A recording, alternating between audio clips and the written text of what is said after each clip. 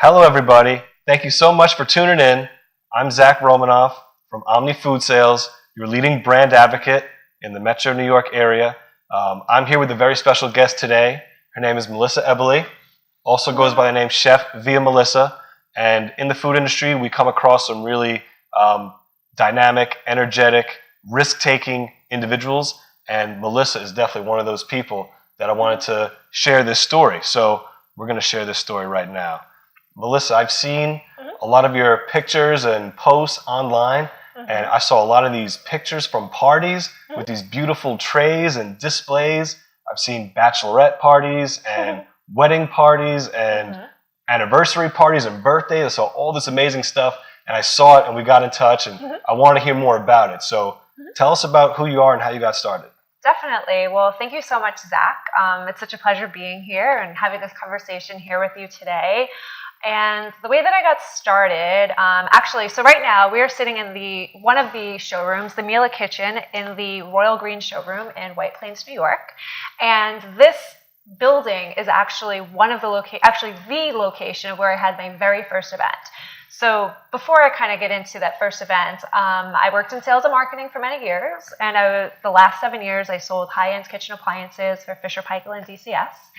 And I was constantly around food and chefs, and cooking was always a hobby of mine, and I always loved food. And anytime I would ever have friends over, I would host a dinner party, everybody would just love and rant and rave about my food. And they said, "Oh my God, you need to open up a restaurant." But I never really wanted to work in a restaurant, but I did still love food, and I always wanted to do something with food. So the further I went in my sales career, I realized that I wasn't happy and fulfilled, and I'm a very creative person who loves food. So I literally one day just decided to quit my job and had a very, very loose business plan and enrolled in a culinary program. And while I was in the culinary program, I reached out to Royal Green as one of my first events, and I said, "I would like to host a culinary workshop in your showroom."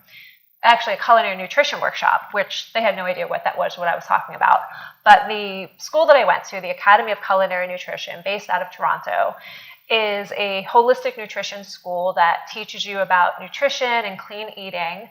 And it was pretty much what I was learning in school I wanted to put in a live format in a showroom. So my first event was on November 3rd of 2016. And in this showroom, I hosted an event. It was called Healthy Fall Flavors. So I educated people on flavors of fall and talked about the nutritional benefits of some key ingredients. And then in front of the audience, I did a live cooking demo where everybody got a full dinner of app, entree, side, dessert, as well as some organic wine, of course, to pair with it. And then from that event, I then went on and reached out to some of my other appliance showroom contacts and then hosted very similar events. Ones that I did after the new year included energy boosting foods, post-holiday detox. I did an aphrodisiac class, kind of things that were fun, different, and unique, all based around good food and healthy eating. Then a couple of months after doing that, I then decided to list my services as being a chef. Once my program had concluded, then I was actually certified as a chef, rather. And then I listed my services on a few different websites. And then even just by doing my events through word of mouth, people were saying, "Oh, would you mind doing a dinner party? Do you do catering? Would you mind meal prepping for me?" And I kind of had all of these unexpected opportunities coming at me in all different angles. And literally what I thought as a small business owner would take me years to accomplish, fast forward, here we are 2 years and a month later, and I've done well over 100 events in this short amount of time. And I literally went from 0 to 60 and skyrocketed in a journey that's been unbeknownst to me. And also within this time, I've been very fortunate to be published numerous times. I've been on Dr. Oz a handful of times, and it's just been this incredible wave and journey that I don't know where it's going, but I know it's a very long-winded answer on how I got started. But clearly I'm super passionate and excited about what I'm doing, and I know you're a man that's very passionate about what you do with your brand advocacy. So this is me. It's a remarkable story, and for those that don't know, please check out Melissa. Follow her online on Instagram and YouTube, and her website, Chef via Melissa. Is that the right tag? Actually, it was Chef via Melissa. That's a great question. So Chef via Melissa is what I use for all of my social media, but my website is viaskitchen.com. So I've seen a lot of posts. I mean, people are really having great times at these events, and I think people are looking for more experiences. Yeah. And people are looking to connect with each other, whether it's coworkers, whether it's a family gathering, etc. So I love what you're doing. It's making me think about, hey, how can I get a group of family, friends, coworkers together to do an event like this? Yes, definitely. And you touch on a really good point when it comes to experiences. So, people, of course, still love to go out to restaurants. They love to be wined and dined. But now, so many people have done amazing renovations with kitchens like these or any other kitchens in the showroom that are now in people's homes, that they pretty much have those gorgeous spaces indoors, in their own personal space. So they want to then invite all their friends and family over to their gorgeous kitchen and then have somebody like me that's a chef kind of come and create that experience. Whether that is a sit-down dinner where, me as the chef and my staff are announcing each course and plating and serving, or if that's those culinary workshops, I've done that in people's homes, or even just a hands-on cooking class. And then I've also touching on experiences. I don't only do that and haven't only done that in people's homes. I've also done that in corporate settings, where I've converted a boardroom into being a kitchen, so to say, with my portable cooktops and such. And then we do a hands-on culinary experience, in some of these really nice corporate boardrooms as well. That's awesome. I love your whole story, how it's been less than 2.5 years and you've done all these events. You've been on Dr. Oz, you've been in major publications, but you said it so easy, like, I quit my job, I started this, and I went here, and I said I want to do a cooking class here. Yeah. Where's your head at mentally, just as an entrepreneur? I admire you as a risk taker. You left stability, you went out there into the unknown, and you came back with stability. Yeah. You did it. So where was your head at during this whole time? Well, granted, as I did the introduction, I gave a very watered down version of my reason for quitting. So while I was working in sales, for the 7 years that I was at my last position selling appliances, my health had actually started to change significantly. About 8 years ago, I developed adult onset asthma. And then with my asthma, a lot of my triggers ended up being from foods and things that I was eating every day that I would then just break out in an asthma attack. And then within the asthma, from there, I ended up developing food sensitivities. So first I became sensitive to shellfish. Then it was dairy. Then it was gluten. So now, as a home chef who had a hobby of cooking, I realized that anytime I went to dine out, there weren't really many options for me. So now my hobby, I ended up kind of taking up a notch, that I then started making allergy-friendly cooking and cooking that I could eat. And then as I began to meet more and more people that had similar allergies as I did and sensitivities, they were looking for, options and things that they could eat. So I guess the other driving force is that, my health was being affected, I think, by the chronic stress of the high-level position that I had. That just kind of snowballed and led to the point of my quitting. And it was very, very scary, to get back to your initial question. And I don't know, I felt that I had something within me, a burning desire that I just needed to do something different. And I did actually work for a few months with a coach. She's a career coach, and she actually does a program. Her name is Jen Schultz. She's based out of Austin, Texas, and I was linked up with her from another entrepreneur friend of mine. So he linked me up with her, and then I worked with Jen for a few months. And she has a program that she helps people go from being a 9-to-5er to a non-9-to-5er, and it's called a LEAP program. But what she does is she helps you delve deeply on a very deep spiritual level to try to help you figure out if that leap is a good fit for you or not. And while doing that program with her, I did it for 3 months, and I gained a bit of confidence. At the tail end of that 3 months, right before I quit, I still had all my health issues going on. My mother was diagnosed with cancer. I did not take that easy. She's doing okay now, thank God. Mom, I love you. But it hit me so hard, and I pretty much had an epiphany. And I said, you know what? I have all these issues going on with me. Now I have my mom, who I want to be there for. And I used to travel a lot for my job. And I knew that had I continued to work, although I could have taken a leave of absence, I just knew I wanted to be there for her. But it hit me in the sense that I was like, life is short. You do not know what is going to throw at you. And I don't have any kids. I didn't have a mortgage at the time. And I said, you know what? If I'm going to take that leap, that time is now. And I just felt that between being introduced to her and having this whole thing happen with my mom and my not being happy with what I was doing, it just all cultivated and felt right at that moment. And I didn't know what I was doing, but I followed my burning inner desire, which has kind of been what I've still been following for the last 2 years. I mean, I know what I'm doing. You know, I've definitely honed in on my direction as a business owner over the last 2 years. But at the same token, there are some days I honestly don't know what the heck I'm doing and what my next move is. But that's okay. I think the more entrepreneurs I talk to, I'm not the only one that feels that way. You know, because we do carve our own path, and it's a scary path. And, you know, I count my blessings. I'm so grateful for all that I've accomplished in such a short amount of time, but I have so much more that I desire to accomplish in the coming years as well. No, I respect that. Anyone who takes a risk to an uncertain path, that's a journey. Mm-hmm. And I'm just curious, was it straightforward, easy? I mean, how many doors did you have to knock on until you got your first class?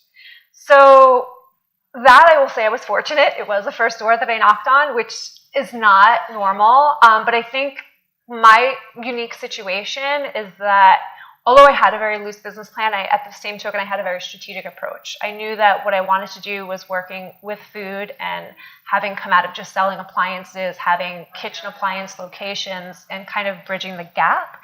And, you know, in a way, enhancing the locations that were once all my clients for, you know, almost 7 years.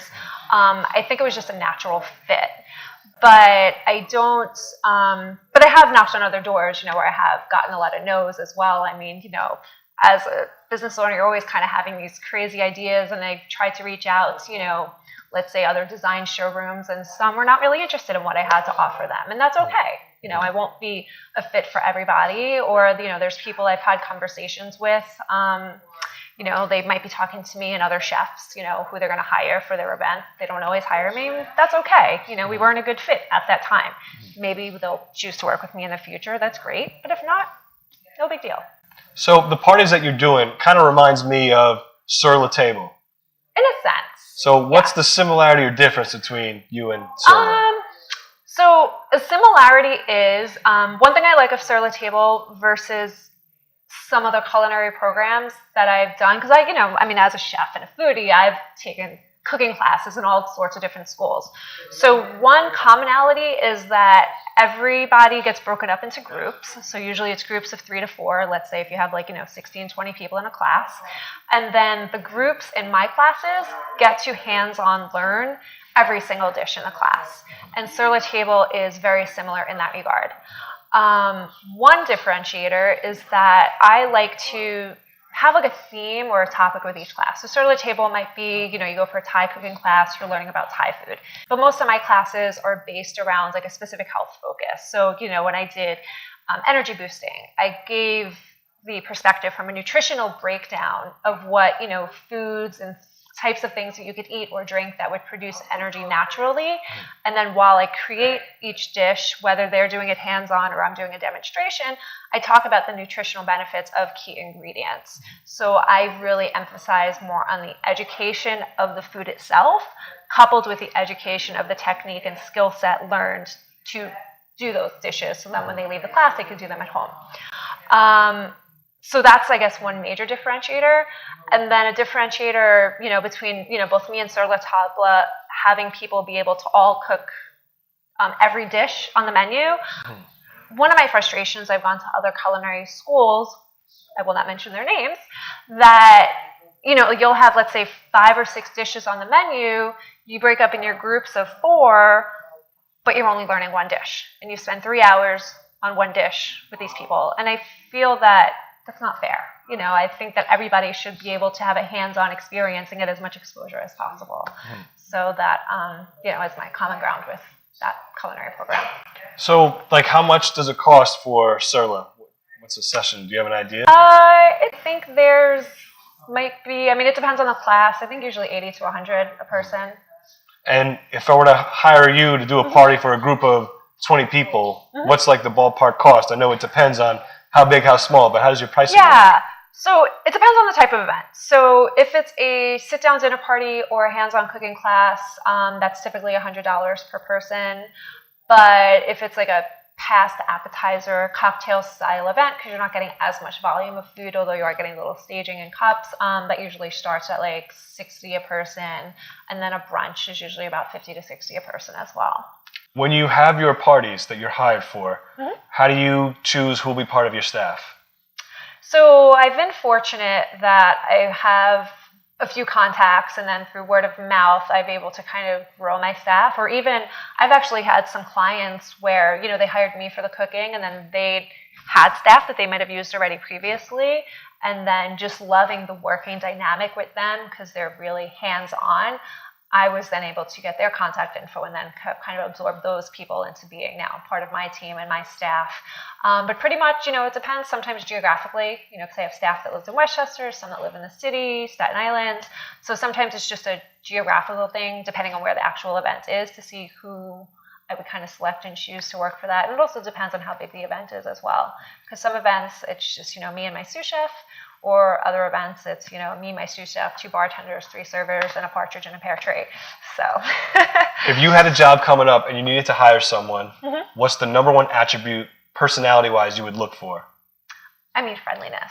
Always, have a smile on your face, be professional, be friendly, be courteous.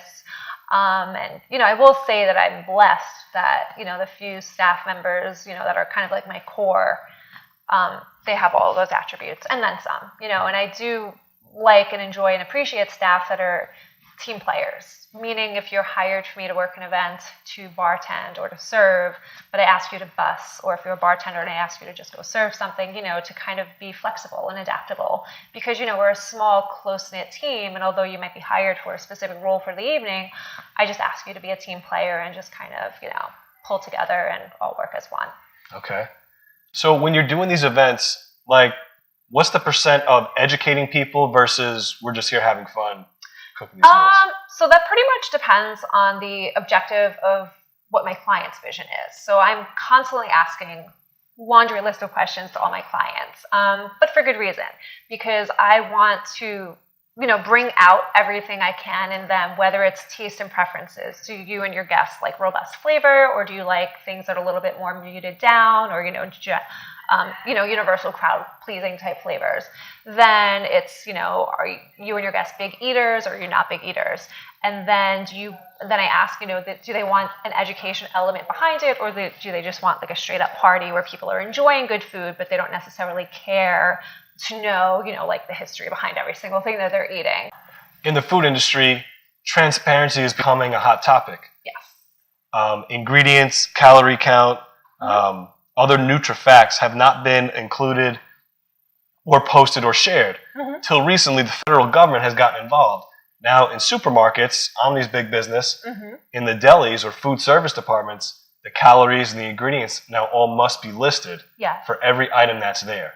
So in the past, where people would be eating things that maybe had a day's worth of calories in one meal, that's all being posted.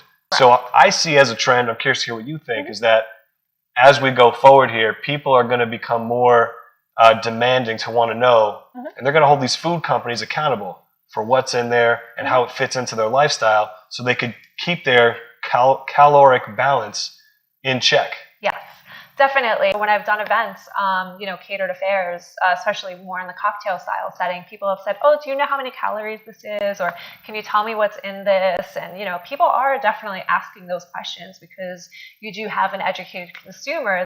So Dr. Oz, that's a pretty high profile guy. How do you cross paths with Dr. Oz less than 2 years from launching your own company, one of the biggest TV shows in the country? I think, there's a saying, being at the right place at the right time, or I was on the right website at the right time. I happened to see a posting that the producer was looking for somebody that was a food blogger and had a food background, and they wanted me, the first time that I was on the show this year, was to be on a panel of food bloggers talking about apple cider vinegar.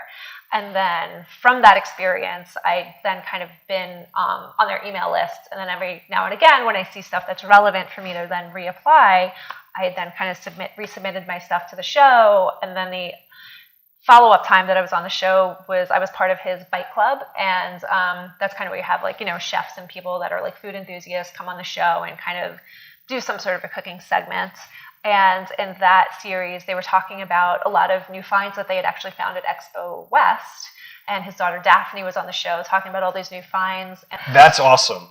I respect what you've done, and I salute you for getting on Dr. Oz. I mean, you're talking about him casually, but these are big feats, and you didn't do it overnight. You did it by being aggressive and doing the work yourself. Yeah, thank you. You mentioned Expo West. Yeah. That's a food show. Correct. For those of you that don't know, Expo East and Expo West, there are 2 shows each year.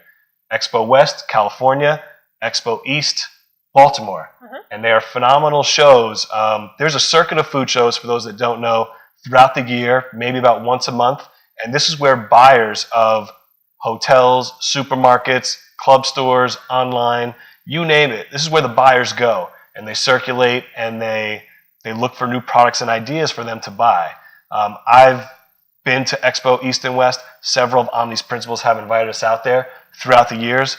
Phenomenal experience. And for any brand that's looking to increase their exposure, to get access to new customers, I highly recommend you go. What's your thoughts on Expo? I love Expo. East and West, they're one and the same as far as a company, but I think West is leaps and boundaries better. It's a massive show. And the show, I think, is 3 days, but honestly, it is so huge that you can't even get through the show in all 3 days. But it's just amazing, especially as a nutritional chef, seeing all of the latest and greatest in health food manufacturing, whether it's raw ingredients that, I would be sourcing for my catering business to get suppliers in that capacity, or even other brands that I can incorporate cooking with them, within, my business as well. But I love it. It's like foodie heaven for me. So when you go there, what do you do? Are you walking it? Do you have a booth? Yeah, so I walk the show. I've actually been fortunate to build a couple of partnerships and relationships out of the shows. A couple of years back, I had linked up with Tolerant Foods that does legume-based pastas, and I've done some recipe development and blogging for them. I also have a working relationship with another brand called Simply Beyond Foods, which is a line that I've worked with since I started my business. Actually, they're a line of spray-on herbs and spices, and so pretty much I approach brands and I let them know that I'm a nutritional chef, and I do a lot of online blogging, and I just see if there's any opportunity for partnership. Have you ever thought about making your own brand of products? I have, and that's something that I probably will do. I would say maybe that's like a 2 to 5 year kind of goal. I have so many recipes that I've developed, and it's just kind of a matter of which niche I kind of want to go with in terms of developing my own product. But I would love to have my own brand and line on the shelves one day. Awesome. Have you ever worked with any large consumer packaged goods companies? Not in the food space, no. Would you ever work if a big brand came to you and said, we'd like you to develop this product with our team, or some kind of creative capacity? If it were something in like R&D or a culinary capacity, I would, if it was the right fit, of course. Because there's a lot of CPGs out there, some that I love and respect, others, no offense to them, but they're just more old school traditional food but let's say if one of those old school brands came to somebody like me and wanted to refresh the types of service and foods that they're offering, then I would have that kind of conversation. If you could give advice to yourself 2.5 years ago, what advice would you give? Oh gosh, 2.5 years ago, my advice to myself would be, don't be scared. Just follow your heart and trust your inner guidance and your judgment, and all will be okay. I like that. So you're 2.5 years into this right now. You've been on Dr. Oz. You've been in other major media publications. Yeah. What's the dream? What's the end goal? The ultimate end goal would be to have my own show. In all seriousness, I mean, the driving force behind all of this, and I would first have similar conversations such as this one. I would tell people, I want to be the next Rachel Ray. And actually, funny enough, and those people would say, well, you're never going to be the next Rachel Ray, meaning you're going to be the Via Melissa, and I will carve my own path. But if I were to, kind of have some sort of like alignment, with somebody whose career path I respect and admire, something along those lines. Wow. So a Rachel, a Giada, but, growing up, I was a musical theater major. So, the arts and performing, and if there was a way to, in a sense I did that when I was doing my culinary nutrition workshops. That was kind of bridging the gap of theatrics and food. And if I can do something still within food and theatrics, and maybe be slightly a little bit even more theatrical within that, and then get it broadcast in some capacity, that is the ultimate goal, with also being able to help people through healthy food, and helping people just be mindful and conscious in a very fun, interesting, and engaging way. I definitely love what you're doing. I love everything you stand for. Thank you. And I know you're going to continue to be successful. And maybe there'll be ways for us to collaborate in the future. Maybe there'll be some brands that Omni represents that you could bring innovation to, or you could help with culinary teachings too. Totally. But you never know what it could be. Yeah, and sky's the limit. And that's another reason why I love being an entrepreneur, because we can both together carve our own paths and see what great things come of it. Absolutely. Yeah. So, wow, your story is amazing. Just to recap, you left a stable job, you started on your own, you took a risk, and you had relatively early success, and you've been riding high since, but you've been doing a lot of that on your own. Your own blood, sweat, and tears, your own hustle, your own follow-up, and it's going to continue to go. Certainly. Thank you so much. Well, I appreciate the time that you've spent with me today. Thank you for sharing your story. I hope everyone out there, hope you all enjoyed it. Melissa, what's the best way if someone want to get in touch with you? Yeah, so you can, on Facebook or Instagram, you can follow Chef Via Melissa, that's VIAMELISSA, or you can go to my website, that's Via's Kitchen, VIASkitchen.com. Awesome. So I hope everyone enjoyed. Have a great day. If you have any questions, please leave them. We would really love it if you would like this or leave a comment or share it with someone that you know or think might appreciate seeing this. And you had feedback, good or positive, let us know, and we'll incorporate it for next time. So until then, we'll see you later. And Melissa, thank you so much. Thanks, Zach. All right.